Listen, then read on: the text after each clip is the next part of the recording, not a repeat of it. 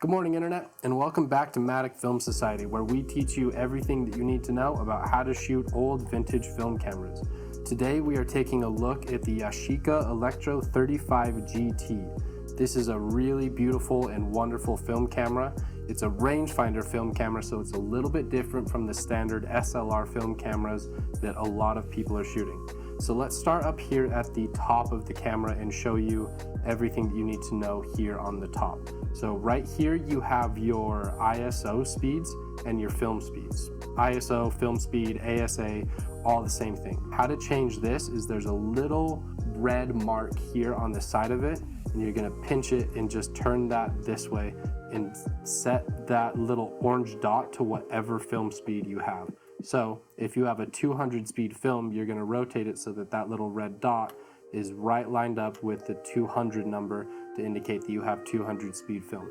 Because this camera is pretty much automatic, it's an aperture priority camera, and so you're just going to need to choose the aperture here on the lens, and then the camera's electronics will do all of the other work in deciding what shutter speed you need it to shoot at. More on this top part of the camera.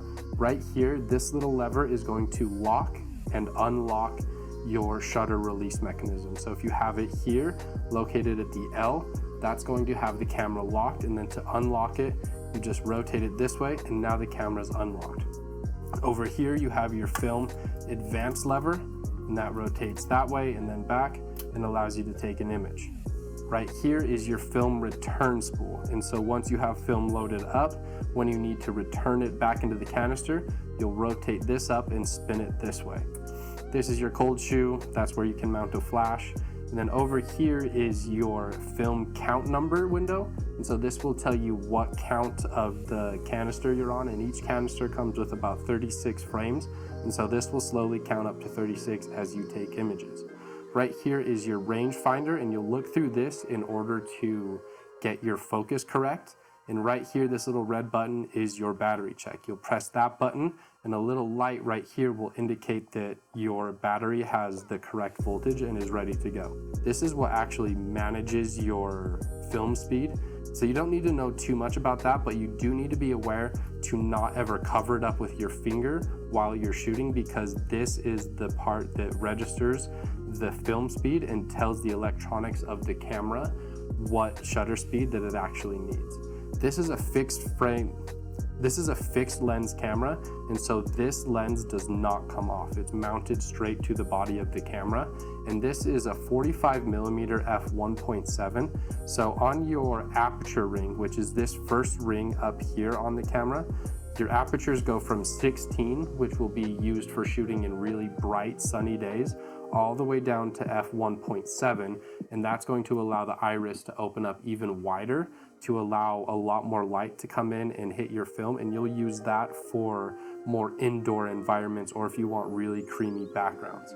The last thing on this outside part of the camera is right here, and this is your focusing ring, and this is going to get it so that your image that you're trying to take is properly in focus. It goes from infinity all the way here, all the way down to 2.6 feet. And so that's what you're gonna see when you're looking through this rangefinder. You'll see a little yellow patch, and we'll show you that later, and that will show you that your image is perfectly in focus. And then over here, this little red thing, this is your self timer.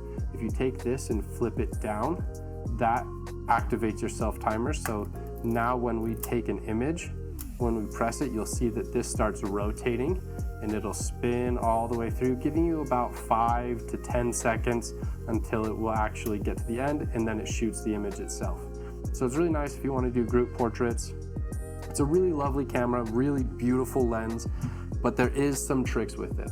And the main problem that these cameras have is that they don't make batteries for it anymore, and so you have to do something like this. And so what this is just a little bit of PVC piping, but you can actually buy these online. I spent about $3 on this one, and it's got the metal part down here mounted onto it, so it's really nice. So what you can then do is take a really standard 4LR44 battery that goes in pretty much every film camera out there, and they're super easy to find. And you're gonna take that and you're gonna put its negative side down inside of this. And once that's down there, now this battery is properly sized to fit in this camera. But there is still kind of a little bit of a glitch because this is a 6-volt battery, and this camera doesn't want to have 6 volts. This camera wants to have 5.7 volts in it, and so there's going to be just a little bit of a discrepancy between the amount of voltage hitting the light meter versus what the light meter is really telling you. So in order to change your battery, you'll come here to the bottom of the camera, stick your coin in here, and just open up your battery door, and this rotates open. And once you've got your battery door open, you're just gonna take your battery, get this thing off.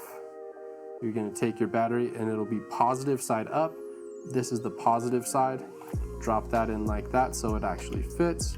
And then just screw your battery door back on. And now you'll notice when we press this battery indicator that this little yellow light comes on when we're pressing it. And it's nice and bright, showing that it's properly, like it's got enough juice in it, but honestly, it's getting too much juice. That's the problem. And so now if we cock this and we half press our shutter, you'll see that these lights come on. If I cover this up, you'll see that the slow indicator light comes on, and that's because this is not receiving any light because I have my hand over it.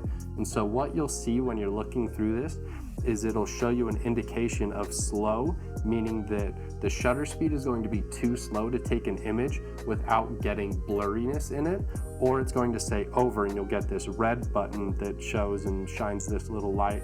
And that means that it doesn't have a fast enough shutter speed in order to not overexpose the film. So if you're seeing over, you just need to close down your aperture to make sure that it's properly exposed. And if you're seeing slow, you want to open up your aperture to a number like f2.8 or f2 in order to let in more light so that this camera can make a properly exposed image. Now we're going to load up some film in the Yashika Electro 35 GT. In order to load film into this thing, pretty similar. You just take this release knob right here and lift him up, and then give it a second little pop to allow the film door to open.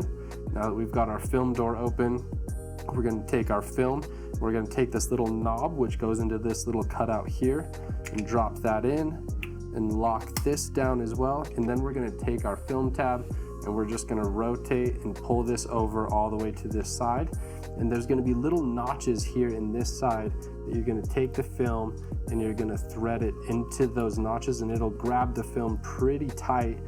And then you're going to rotate your film advance so that these pawls right here grab onto the little sprockets of the film and rotate that over. And so now that you've seen that it's grabbing this and it's rotating here, you close your film door, take a couple images, and rotate that so that it's actually shooting. And so now we've got 200 speed here on our ISO, got 200 speed film in there. And then once you've finished shooting your roll of film, you're gonna come here to the bottom of the camera, and there's this little silver button here. Press that in, and once it's pressed in, you can then lift up your film return dial here, and you'll see this little arrow right here that tells you where to spin it. So you're gonna rotate that until the film comes out of its holder and rotates all the way back into the canister. So you'll rotate that until you don't feel pressure on it anymore, and you can tell that it's come out of the spool here and rotated all the way back into the film canister. And so I didn't rotate this one all the way back into the film canister, so I can show you. If you look here, when you're rotating this, when this is locked down, what it's doing is it's rotating that film back into the canister and pulling it out of there. And so you just want to make sure you do that before you open up your film door. And if you don't do that, then all of your images that you just took that are so beautiful are completely ruined. That's everything about the Yashika Electro 35 GT.